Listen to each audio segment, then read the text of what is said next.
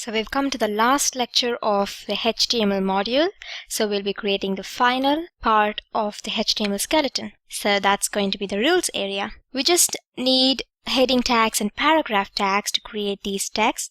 Let me show you the final output so you can see what we'll be creating. So this is the rules area of the final app. So this right here, which is bolded, is the heading, and this would be the paragraphs. So there are 3 paragraphs. So we'll be using the h2 tag this time, not the h1 tag, because the h2 tag is smaller than the h1 tag, so it's called the heading 2 tag for a reason. And it's appropriate for a secondary heading, which is exactly what rules is, because the primary heading is this heading right here. Okay, so let's create the heading tag for rules.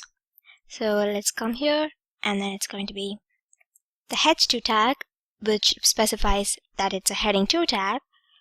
And within those h2 tags, it's going to be rules. Okay, so rules would be displayed. And then let's create a paragraph tag. The first paragraph tag is going to be, so for paragraph tag it's going to be p tag, and it's also not an empty tag, as in it has both start tags and an end tag, which is right here. Okay, so the first paragraph is going to be let me capitalize that, the player. Sorry, it's going to be each player. Each player has to take turns. And then the next paragraph, as in the next rule, is going to be the player who fills 3 consecutive rows first wins. Okay. And then the next paragraph, which is the last rule, is going to be you can start a new game at any point.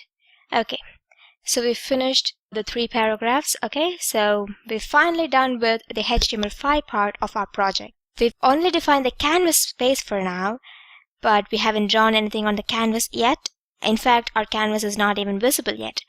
To make it visible, we have to get into CSS, and to make it draw on the canvas, we need to get into the JavaScript sections, which would come later on. Okay, so let's see how the whole thing looks for now. Let me save this. Okay, so we have canvases right here, which is invisible, and then the button, which is centered, and then the 3 rules with the heading and the paragraphs.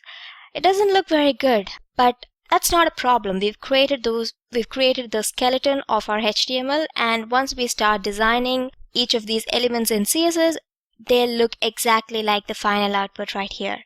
So the next module is going to be the CSS module. I'm very excited to see you there. Thank you.